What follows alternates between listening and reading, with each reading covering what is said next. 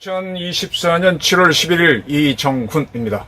이재명 민주당 전 대표가 민주당 대표 선거에 출마하면서 지난번에 테러를 당했었죠. 이제는 어떤 칼도 두렵지 않다라고 했습니다. 그런 그가 쌍방울 사건으로 지금 또 기소가 됐죠. 그 재판을 서울로 옮겨달라라는 요청을 했습니다. 쌍방울 관련 이재명 재판을 서울로 옮기면 또 재판은 질질 늘어집니다. 아무것도 두렵지 않다라고 하던 이재명, 또 꼼수를 부리고 있습니다. 지금 이재명 씨가 쌍방울 그룹 불법 대북 송금 사건 관련으로 이제 기소가 됐죠. 이화영 씨 등이 유죄가 나왔기 때문에 검찰이 추가 기소를 했습니다. 지금 쌍방울 대북 송금 사건은 수원지검이 수사해서 수원지방법원에서 1심 판결이 나왔습니다. 그리고 이화영 씨 거가 일단 판결이 나왔고, 그 다음에 쌍방울 회장이었던 김 씨, 그분의 재판도 조만간 나오게 되죠. 따라서 이재명 씨가 이 불법 송금에 연루된 사건도 수원지검에서 조사했기 때문에 수원지방법원에서 재판이 열리기로 돼 있었습니다. 그런데 이재명 씨가 누굽니까? 대한민국 변호사죠. 어떻게 돈을 벌었느냐? 1990년대 노태우 정부에서 최초로 신도시를 만들죠. 정확하게 말하면 신도시라고 하게 되면은 올림픽을 앞두고, 88 올림픽을 앞두고 지금 상계동이라고 하는 서울 노원 지역을 이제 개발해서 아파트 단지를 만들었습니다. 근데 그때는 신도시란 말을 안 썼고, 그 다음에 노태우 정부 때 일산하고 분당을 신도시를 만들겠다고 하면서 광풍이 불었죠. 그때 이 성남 분당에서 변호사를 했던 사람이, 성남에서 변호사를 했던 사람이 갓 개업한 사람이 이재명입니다. 그래서 거기에서 이 많은 사건을 다루면서 토지 전문 변호인이 됐었고, 또 어떠한 여배우하고도 뭐 관계도 맺었다고 큰 소리 치고 그렇게 살았던 사람입니다. 그래서 땅을 이렇게 수용하는 과정에서 저항이 있으면은 싸움이 벌어지고, 그러다 보니까 거기에서 조폭 들어가고도 알게 되고 그렇게 되는 거죠. 네. 상당히 법에 밝은 사람이죠, 이재명. 그래서 토지 관할의 병합 심리를 신청했습니다.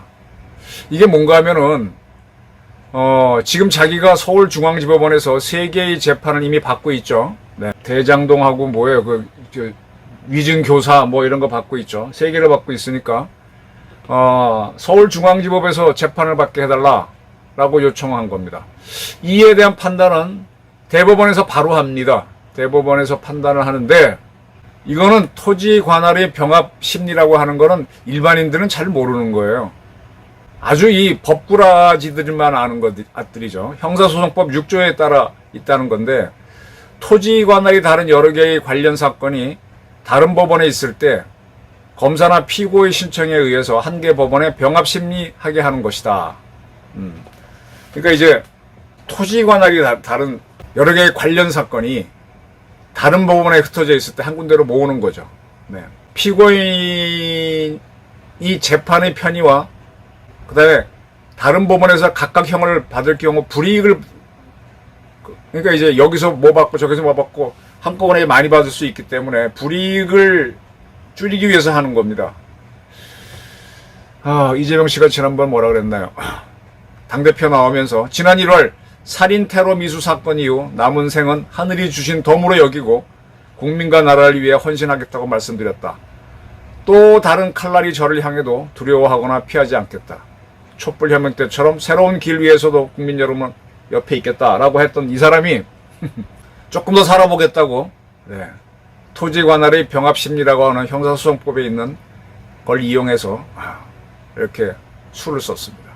물론 그도 피고인이니까 자기 방어를 할 권리는 있죠. 그러나 남은 생 하늘이 준 덤으로 여기고 국민과 나라를 위해 헌신하겠다라고 큰 소리를 쳐놓고, 또 한편에서는 시간 끌기로 나가는 겁니다. 왜 이게 시간 끌기가 되느냐?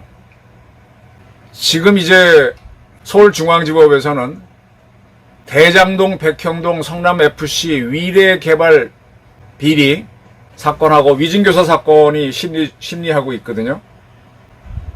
원래는 대장동 성남FC 위례 개발 비리로 기소가 됐는데 여기에 백현동 사건이 더해졌어요. 더해지니까 이 재판이 자꾸 늘어지죠. 근데 이 중에 가장 덩어리가 큰 게 위례 개발 비리인데 지금 현재 이거 공소사실 서로 정리하느라고 한참 늘어지고 있습니다.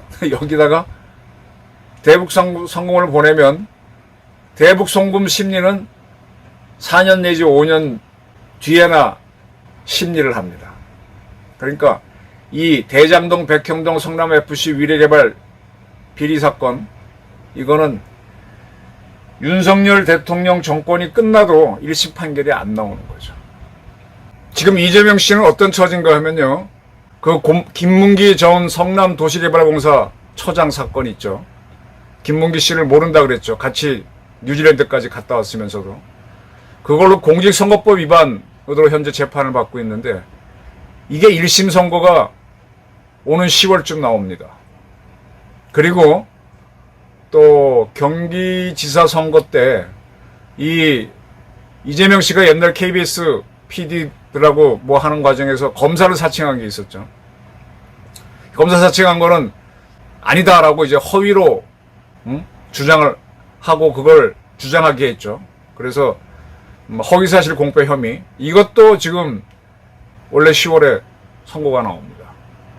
이 두 사건에서는 특히 이제 검사 사칭 부분은 유죄가 나올 가능성이 크죠. 공직선거법 위반도 그렇고. 그러면 이제 불리해집니다. 지금은 탄핵으로 밀어붙이고 뭐 김건희 여사 문자가 나와 시끄러워서 조금 유리하지만 불리해집니다. 그러니까 질질 끌어야 됩니다. 끌어야 되니까 쌍방울 대북송금 관련해서는 이 재판을 서울로 옮겨달라. 그러면은 이 대장동, 백현동 이거 다 합쳐서 하니까 질질 끌다가 4, 5년 후쯤에 이걸 심리를 하게 되고 재판은 1심은 한 7, 8년 후쯤에 나오겠죠. 근데 궁금한 거는요. 지금 이 사건이 대법원에서 누구한테 배당이 됐는가 하면은 김선수, 노태학, 오경미, 서경환 대법관으로 이뤄진 대법원 일부에 배정됐습니다. 근데 김선수 대법관은 민변회장 출신이고 오경미 대법관은 국제인권법 연구회 출신입니다. 그래서 이걸 딱 계산을 하고 넘겼을 수도 있겠다라는 생각이 듭니다. 우리나라 재판부가요, 공정하다고 보십니까? 전두환 전 대통령이 돌아가셨죠. 이제 그분이 회고록을 썼습니다. 저도 회고록 어디 갖고 있는데 거기에 보게 되면 조비오 신부가 광주 사태 때 헬기 사격에 있었다라고 주장을 한 바가 있습니다. 이 주장은 조비오 씨가 지금은 돌아가셨습니다. 그분이 생전에도 주장을 했는데 그에 따라 95년부터 수사를 했지만 헬기에서 사격한 거는 밝혀진 바가 없습니다. 정확하게 말하면 전일 빌딩에다가 사격을 한 사실도 없고 헬기가 뜬 적은 있지만 사격은 없었습니다. 어디에도 없습니다. 때문에 이제 전두환 씨가 자기 회고록에다가 조비오 씨가 그렇게 한 거는 거짓이다 라고 했는데 이걸 허위사실이라고 해서 소송을 걸었죠. 그래서 5.18 단체가 거니까 광주지방법원에서 재판이 열렸습니다. 이에 대해서 전두환 씨가 내가 나이도 많고 하니까 서울에서 재판 받게 해달라 그랬는데 이게 당시 법원이 이걸 안 받아주고 매번 광주에서 받게 했습니다. 일부러 망신을 주려고 한 걸로 보이죠. 그래서 1심에서 유죄가 나왔었어요. 그 사격이 없었음에도 불구하고. 제가 드리는 말씀은 대한민국 사법부가 이렇게 장난을 친다는 겁니다. 어떠한 수사 기록에도 헬기 사격이 있었다고 나오는 게 없는데 이게 명예훼손이 된다고 해서 전두환 패소를 했었죠. 1심이 나온 상태에서 근데 그때는 문제는 재판지를 옮겨달라. 광주에서는 공정한 재판을 못한다는 건데 안 받아줬다는 얘기입니다. 근데 이재명은 받아줄 것 같지 않느냐? 제가 이걸 한번 던져보는 겁니다. 전두환은 안 받아주고 이재명은 받아주면 우리 대법 아까 말한 대로 민변 회장 출신도 대법관이고 우리법 연구회도 있고 대법관이고 하니까 어떨지 보자 이겁니다. 참 우리 재판부라는 게 그렇죠. 그 대북 송금, 쌍방울 송금 800만 달러가 갔는데 이 돈이 북한 노동당으로 갔죠. 정확하게 얼마나 갔는지 몰라요. 왜냐하면 중간에 이들도 삥땅 해먹거든요.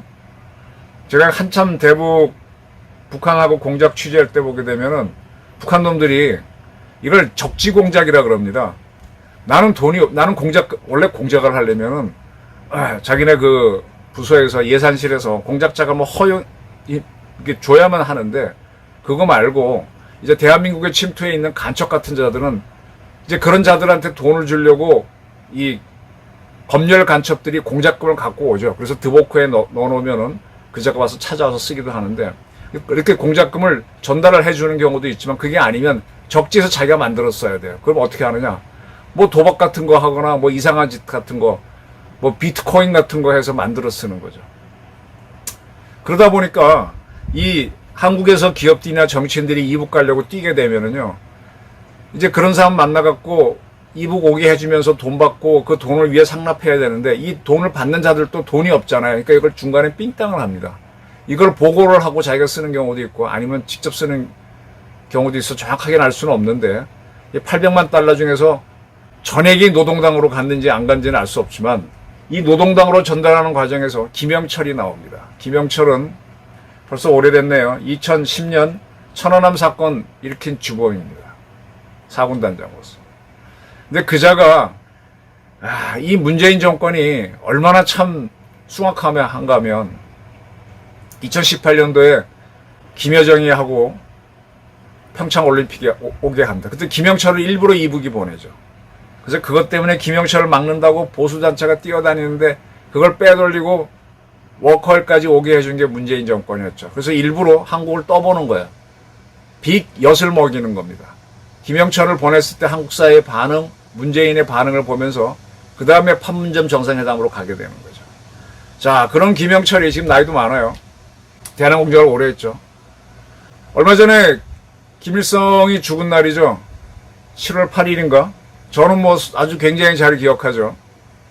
왜 기억하느냐? 몇 차례 말씀드렸지만 1994년, 30년 전입니다.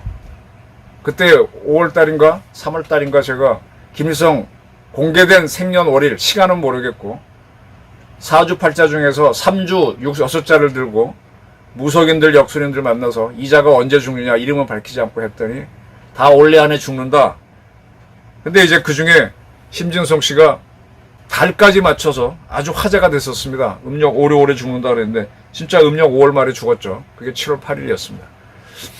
그게 벌써 30년이 지났네요. 이 김일성 30주기 행사를 하는 자리에 김영철이가 나타났습니다. 이건 뭐냐? 사인입니다. 공작세계에서 이렇게 툭 김영철을 등장시켜서 윤석열 정부가 강력할 때는 안 등장시키는데 지금 이재명 씨가 살아날 것 같으니까 툭 던지는 걸 수도 있어요. 이렇게 떠보는 거예요. 떠보는 거예요. 자, 이재명은 대북 송금 사건을 서울서 받게 해달라 재판 지연시키기 위한 전술을 폈습니다. 말로는 남은 생 하늘이 준 덤으로 여기고 국가와 나라를 위해 헌신하겠다, 겁을 내지 않겠다라고 했는데 꼼수를 부리고 있습니다. 북한도 화답하는 모습입니다. 이게 2024년 7월 대한민국의 정치 현실입니다. 감사합니다.